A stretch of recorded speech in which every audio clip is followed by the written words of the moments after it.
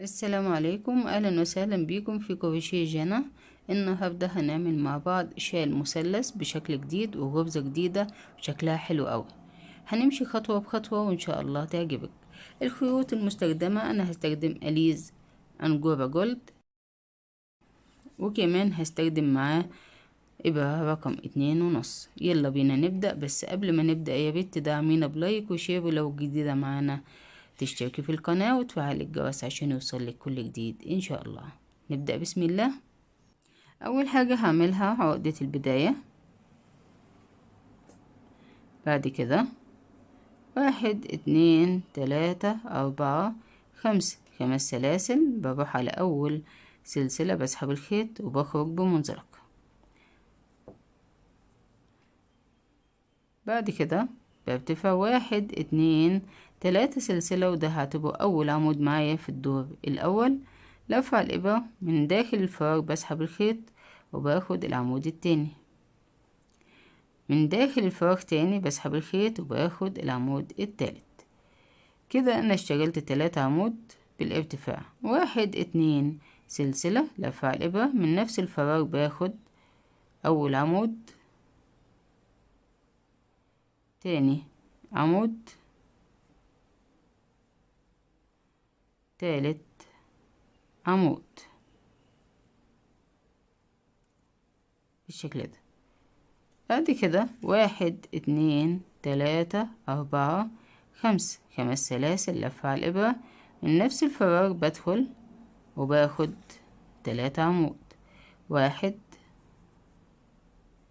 2 3.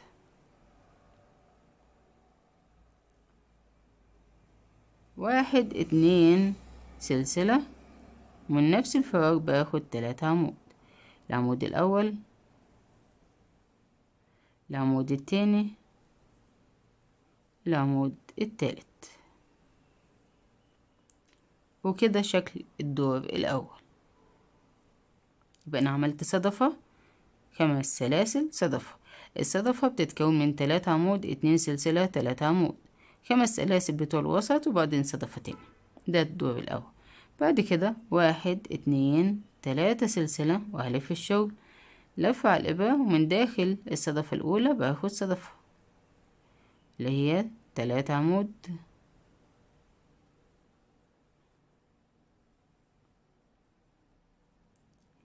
2 سلسلة، من نفس المكان باخد 3 عمود. كده أنا اشتغلت داخل الصدفة صدفة.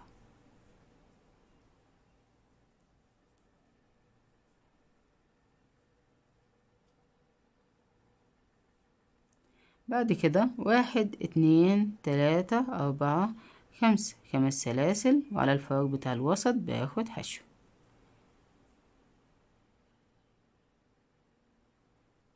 1 2 3 4 5 5 سلاسل، ولفع الإبرة، وعلى الصدفة هشتغل صدفة.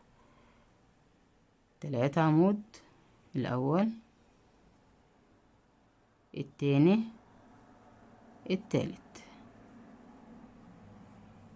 2 سلسلة، من نفس المكان باخد 3 عمود. كده أنا بشتغل الصدفة داخل الصدفة. العمود الأول، العمود التاني، العمود التالت. وده شكل الدور التاني بالشكل ده. بعد كده برتفع 1 2 3 سلسلة، ولفع الإبرة، بروح على الصدفة، ببتدي الدور التالت بأول صدفة اللي هي بتتكون من 3 عمود،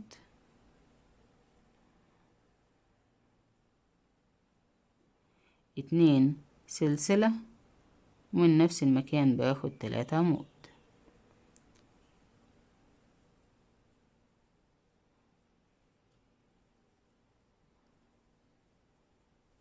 والصدفة اللي في الأول واللي في النهاية هتستمر معانا طول ما احنا شغالين الشال. 1 2 3 4 5 5 سلاسل، ولفع الإبرة، وشايفة غرزة الحشو اللي في الوسط، بدخل فيها بالشكل ده وبسحب الخيط وباخد عمود.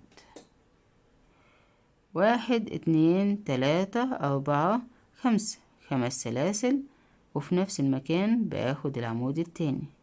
كده انا عملت في الوسط حرف الفي. بعد كده ادام وصلنا للوسط اللي اشتغلناه قبل الوسط بنشتغله بعد الوسط، يعني 1 2 3 4 5 سلاسل لفة على الإبرة، وعلى صدفة النهاية هنشتغل صدفة اللي هي بتتكون من 3 عمود، 2 سلسلة، 3 عمود. هخلص الدور التالت وهبتدي الدور الرابع بأول صدفة ونرجع تاني. أنا كده خلصت الدور التالت وبدأت الرابع بأول صدفة. بعد كده 1 2 3 4 5 5 سلاسل، وهشتغل في أول فراغ هيقابلني حشو، سلسلة واحدة لفة على الإبرة. عندي هنا الفراغ بتاع حرف الفي، هدخل من داخل الفراغ هاخد أول عمود، التاني، التالت، الرابع، الخامس، السادس،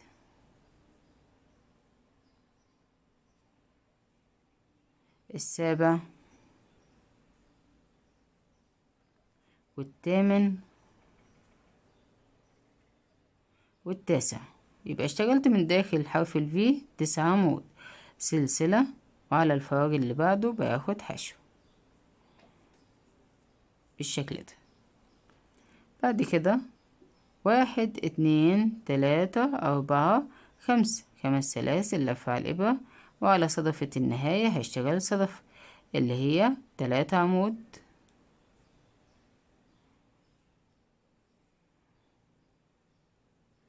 2 سلسلة، وفي نفس المكان باخد 3 عمود، العمود الأول، العمود التاني، العمود التالت. وبكده احنا خلصنا الدور الرابع، بقى شكله بالشكل ده. بعد كده 1 2 3 سلسلة وهلف الشغل، وهشتغل الدور الخامس بأول صدفة ونرجع تاني. أنا كده بدأت الدور الخامس بأول صدفة. بعد كده بتشتغلي 1 2 3 4 5 5 سلاسل، وعلى الفراغ الأول على طول بتاخدي حشو،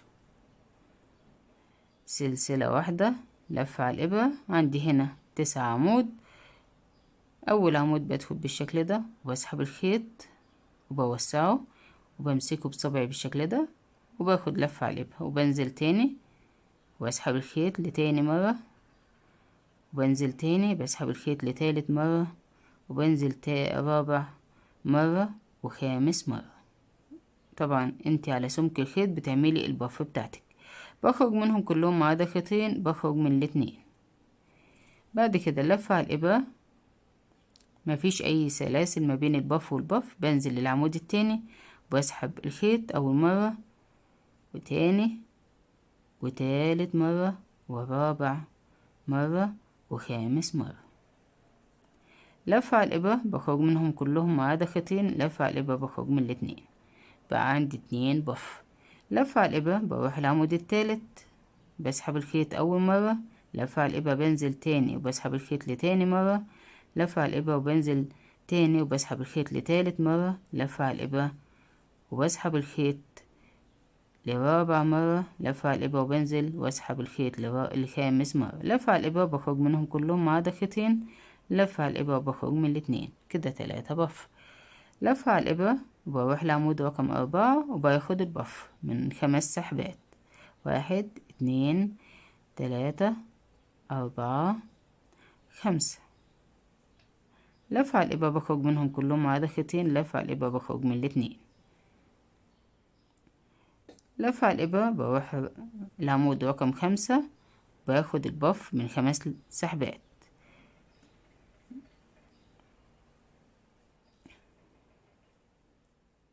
لفة على الإبرة بخرج من كل الخيوط اللي عندي ما عدا خيطين، لفة على الإبرة بخرج من الاتنين. لفة على الإبرة بروح العمود رقم 6 وباخد البف من 5 سحبات، 2 3 4 5. لف على الإبرة بخرج منهم كلهم ما عدا خيطين. لف على الإبرة لف على الإبرة بروح العمود رقم 7، بدخل وبسحب الخيط أول مرة وتاني مرة وتالت ورابع وخامس مرة. لف على الإبرة بخرج منهم كلهم ما عدا خيطين. لف على الإبرة بخرج من الاتنين. شايفة بقت شكلها حلو جدا كده. هروح العمود رقم 8 واسحب منه الخيط 5 سحبات كده. هعمل البف رقم 8.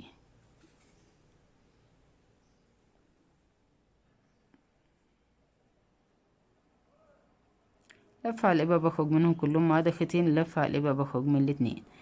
لف على الإبرة بروح العمود رقم 9 وبسحب الخيط 1 2 3 4 5. لف على الإبرة بخرج منهم كلهم ما عدا خيطين. لف على الإبرة بخرج من الاتنين. بقت عندي الغرزة بالشكل ده. بعد كده سلسلة واحدة وبروح الفراغ اللي جنبها على طول وباخد حشو.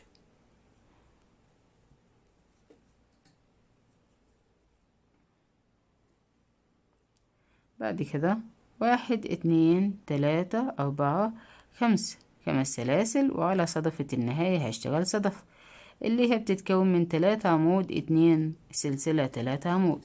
هخلص الدور الخامس وابدأ الدور السادس بأول صدفة ونرجع تاني.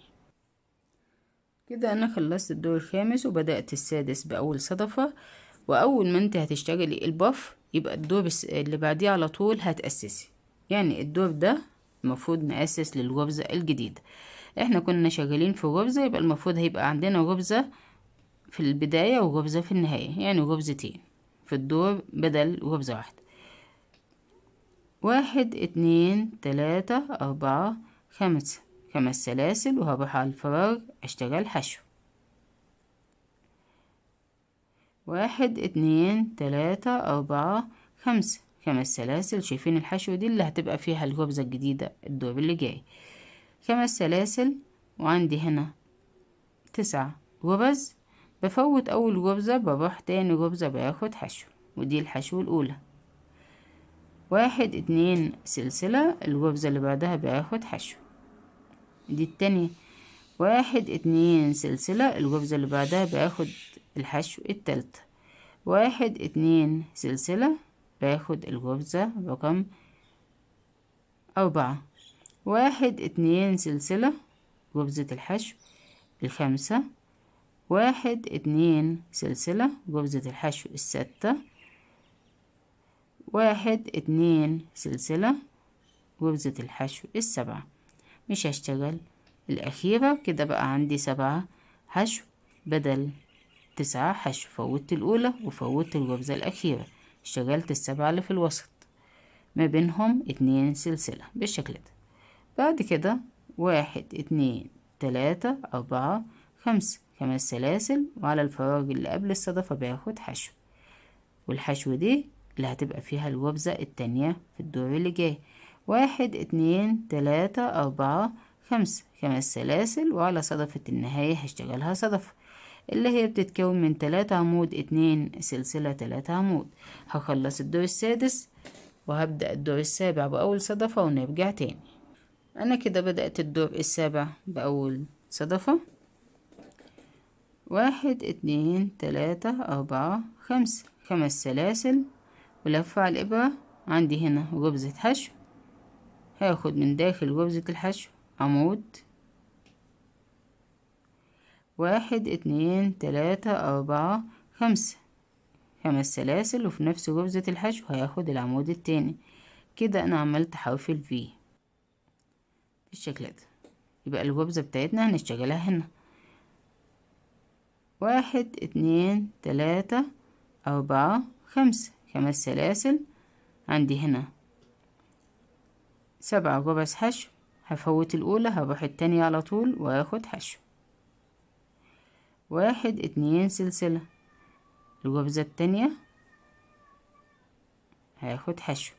1 2 سلسلة، الغرزة اللي عليها الدور هاخد حشو. يبقى كده التالتة. 1 2 سلسلة الغرزة اللي بعد كده هاخد حشو، يبقى كده الرابعة. 1 2 سلسلة الغرزة اللي بعد كده هاخدها حشو، هتبقى بالنسبة لي الخمسة. كده اشتغلت 5 حشو، ما اشتغلتش الأولى وما اشتغلتش رقم 7، اشتغلت الخمسة اللي في الوسط، أصبحوا 5 بدل 7. بعد كده بنكرر تاني. 1 2 3 4 5، 5 سلاسل لفة على الإبرة. عندي هنا غرزة حشو باخد فيها عمود. 1 2 3 4 5، 5 سلاسل لفة على الإبرة في نفس المكان باخد عمود.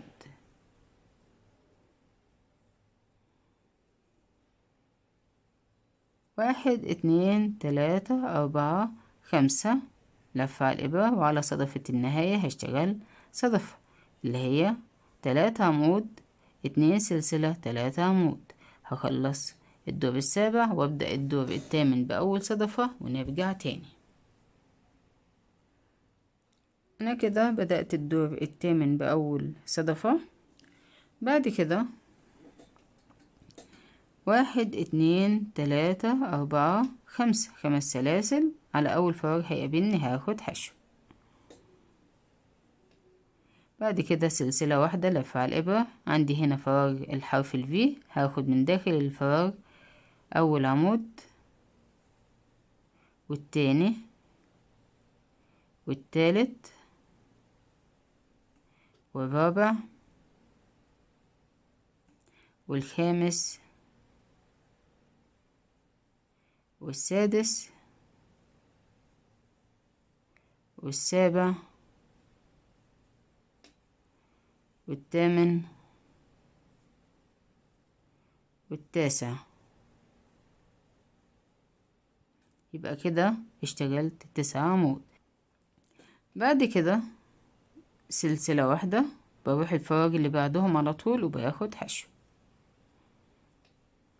1 2 3 4 5، 5 سلاسل. عندي هنا 5 غرز حشو، مش هشتغل الأولى، هروح على التانية على طول واخد حشو. 1 2 سلسلة اللي بعدها باخد حشو، يبقى كده 2. 1 2 سلسلة اللي بعدها حشو، يبقى كده 3، ومش هشتغل الأخير، يعني بقى عندي 3 حشو بدل 5 حشو. بعد كده 1 2 3 4 5، 5 سلاسل، وعلى الفراغ اللي بعدهم على طول باخد حشو. سلسلة واحدة لفة على الإبرة. عندي فراغ حرف الفي، هاخد منه أول عمود والتاني والتالت والرابع والخامس والسادس والسابع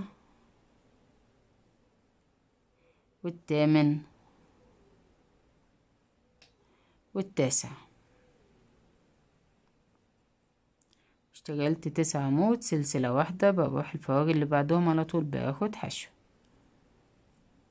بالشكل ده، بقى عندي غرزتين بدل واحدة.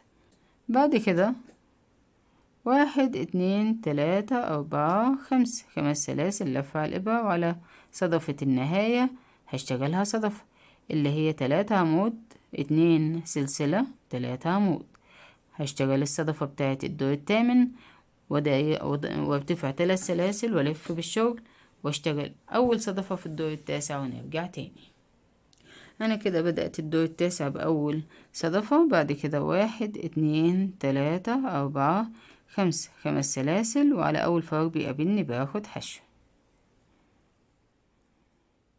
سلسلة واحدة لفة على الإبرة. عندي هنا 9 عمود. على أول عمود بدخل وبسحب الخيط أول مرة، والتانية والتالتة الرابعة الخامسة. لف على الإبرة بخرج منهم كلهم ما عدا خيطين، لف على الإبرة بخرج من الاتنين. عملت أول بف، لف على الإبرة بروح تاني عمود وباخد البف التانية اللي هي بتتكون من 5 لفات، التالتة الرابعة الخامسة. لفة على الإبرة بخرج منهم كلهم مع ضغطتين، لفة على الإبرة بخرج من الاتنين. لفة على الإبرة بروح على العمود التالت، باخد البفة رقم 3 اللي هي بتتكون من 5 سحبات، التالتة، الرابعة، الخامسة. لفة على الإبرة بخرج منهم كلهم مع ضغطتين، لفة على الإبرة بخرج من الاتنين. لفة على الإبرة بروح للعمود الرابع، باخد البف رقم 4. يبقى البف بتاعتنا من 5 سحبات. طبعا ممكن تعمليها أقل من كده زي ما تحبي. لفة على الإبرة بروح للعمود اللي بعد كده، بسحب الخيط وباخد البف، 2، 3، 4، 5. لفة على الإبرة العمود اللي بعده، باخد البف من 5 سحبات، 2، 3، 4، 5. لفة على الإبرة بخرج منهم كلهم مع ضغطتين، لفة على الإبرة بخرج من الاتنين. لفة على الإبرة العمود رقم 7 باخد منه البف رقم 7، 2، 3، 4، 5. لفة على الإبرة بخرج منهم كلهم مع ضغطتين، لفة على الإبرة بخرج من الاتنين. لفة على الإبرة باخد البف رقم 8، 2، 3، 4، 5. لفة على الإبرة بخرج منهم كلهم مع ضغطتين، لفة على الإبرة بخرج من الاتنين. لفة على الإبرة العمود رقم 9 بدخل وبسحب الخيط وباخد البف رقم 9 من 5 لفات.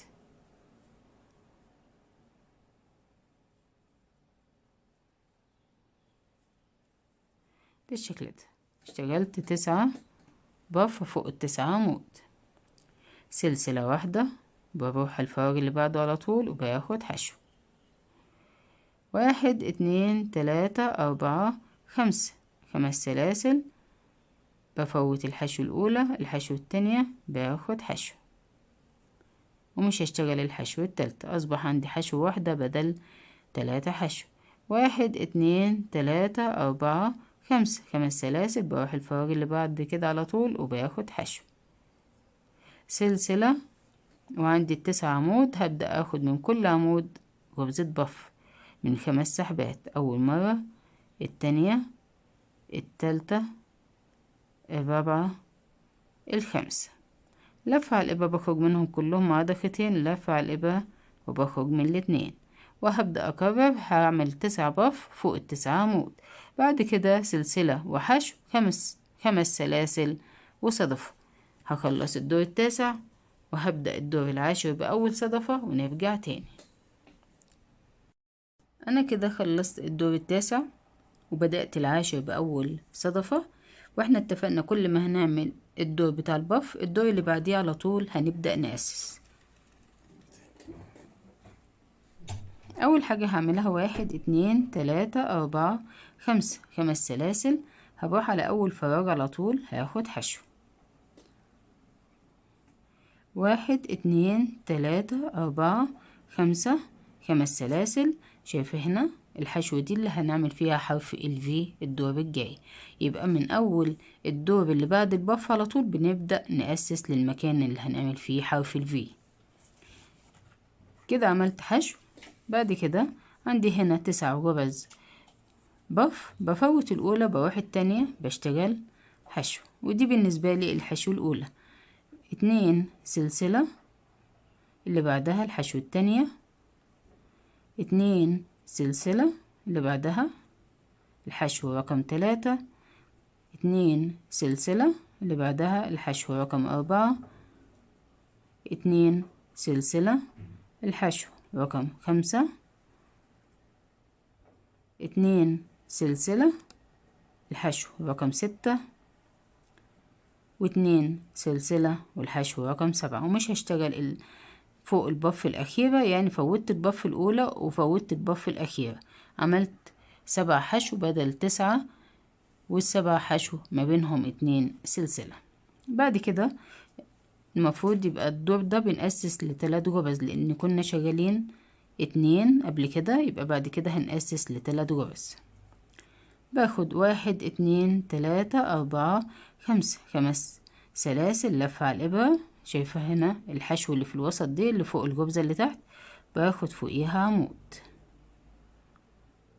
1 2 3 4 5 5 سلاسل، والعمود ده اللي هنعمل فوقيه حرف الفي في الجبزة الجديدة.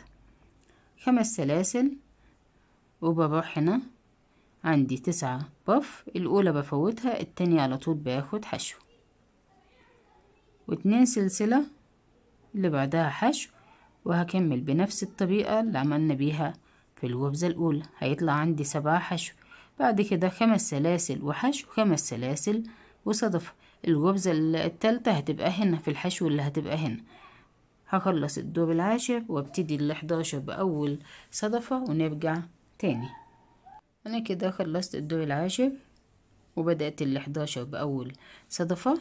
بعد كده 1 2 3 4 5 5 سلاسل لفة على الإبرة، وعندي هنا غرزة حشو هاخد فيها عمود.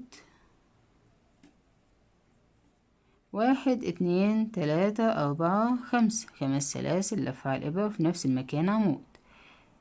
يبقى أنا عملت هنا في غرزة الحشو حرف الفي اللي هشتغل فيه 9 عمود. بعد كده 1 2 3 4 5 5 سلاسل، عندي هنا 7 غرز حشو. بفوت الأولى بروح على التانية على طول باخد حشو. 2 سلسلة الغرزة اللي بعدها، ودي بالنسبة لي التانية. 2 سلسلة اللي بعدها كده التالتة. 2 سلسلة اللي بعدها كده الرابعة. 2 سلسلة وكده الخمسة، ومش هشتغل الأخيرة. يبقى فوتت الأولى وفوتت السبعة، اتبقى عندي الخمسة اللي في الوسط اشتغلتهم ما بينهم 2 سلسلة. 1 2 3 4 5 5 سلاسل لفة على الإبرة. عندي هنا عمود هاخد فوقيه عمود. 1 2 3 4 5 5 سلسلة في نفس المكان عمود. يبقى هنا مكان الغرزة التانية.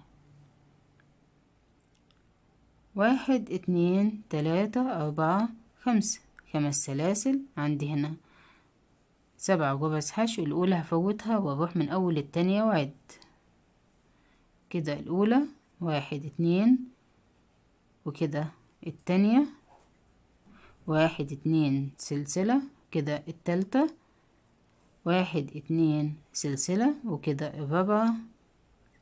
1 2 سلسلة وكده الخمسة، ومش هشتغل الأخيرة. يبقى فوتت الأولى وفوتت الأخيرة، اتبقى عندي 5 حشو اشتغلتهم 5 حشو.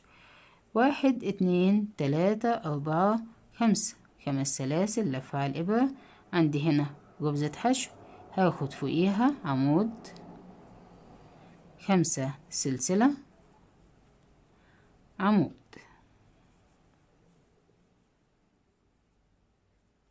كده اشتغلنا حرف الفي بتاع الغرزة رقم 3. 1 2 3 4 5 5 سلاسل لفة على الإبرة، وعلى الصدفة هشتغل صدفة اللي هي عبارة عن 3 عمود 2 سلسلة 3 عمود، وهلف الشغل وابتدي الدور ال12 بأول صدفة ونرجع تاني. أنا كده خلصت الدور ال11 وبدأت ال12 بأول صدفة. الغرزة شكلها حلو قوي. بعد كده 1 2 3 4 5 5 سلسلة، وعلى الفراغ على طول هاخد حشو. سلسلة واحدة ولفة على الإبرة، وعندي هنا حرف الفي، فأنا هاخد فيه أول عمود، التاني والتالت والرابع والخامس والسادس والسابع والثامن والتاسع. 9 عمود سلسلة، بروح الفراغ اللي بعدهم على طول باخد حشو. كده قفلت الغرزة بتاعتي بالشكل ده. بعد كده 1 2 3 4 5 5 سلاسل. عندي هنا 5 حشو، بفوت الأولى بروح التانية على طول بشتغل حشو. 1 2 سلسلة، اللي بعدها حشو. 1 2 سلسلة، اللي بعدها بشتغلها حشو. كده أصبح عندي 3 حشو بدل 5 حشو. بعد كده 1 2 3 4 5 5 سلسلة، على الفراغ بتاع السلاسل هاخد حشو وسلسلة واحدة ولفة على الإبرة، ومن فراغ الحرف الفي باخد أول عمود، التاني، التالت، والرابع، والخامس، والسادس، والسابع، والثامن، والتاسع. 9 عمود سلسلة، بروح الفراغ اللي بعده على طول باخد حشو. يبقى قبل ال9 عمود باخد سلسلة، وبعد ال9 عمود باخد سلسلة واحدة. بعد كده 1 2 3 4 5 5 سلسلة. عندي هنا 5 حشو، بفوت الأولى بروح التانية باخد حشو. 1 2 سلسلة، اللي بعدها باخدها حشو. كده التانية 1 2 سلسلة، اللي بعدها باخدها حشو، مش هشتغل الأخير. أصبح عندي 3 حشو بدل 5.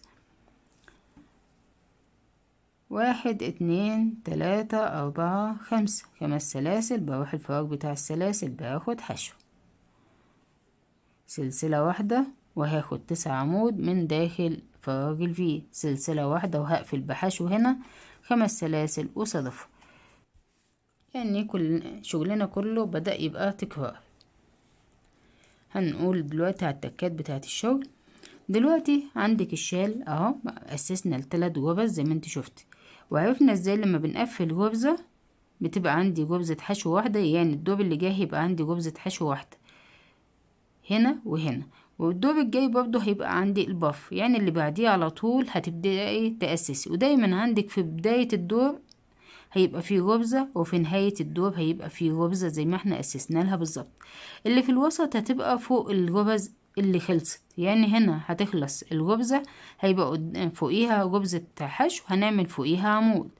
هنا برضو غرزة حشو الأخيرة هنعمل فوقيها عمود زي ما عملنا هنا. بعد كده العمود ده بنعمل فوقيه حرف الفي اللي هنشتغل فيها ال9 عمود. يبقى دايما بيبقى معانا في بداية الشغل واحدة، وفي نهاية الشغل واحدة، وفوق كل غرزة بنقفلها هنعمل غرزة جديدة. يعني المرة الجاية هيبقى معانا 4 غرز، واحدة في البداية، واحدة في النهاية، و2 فوق الغرزتين اللي اتقفلوا دولت، يبقى 4. هكمل النموذج بتاعي ونرجع عشان نشوف الشكل النهائي بتاع الشال ايه. وبكده نكون وصلنا لنهاية الفيديو بتاعنا النهاردة، وده شكل النموذج اللي عملناه للشال بالشكل ده. والكنار بتاع الشال هسيب لكم لينك الفيديو في صندوق الوصف. اتمنى الشرح كان واضح والشال عجبك. لو عجبك يا ريت تدعمينا بلايك وشير، لو جديدة معانا تشتركي في القناة وتفعلي الجرس عشان يوصلك كل جديد ان شاء الله. اشوفكم على خير في فيديو جديد.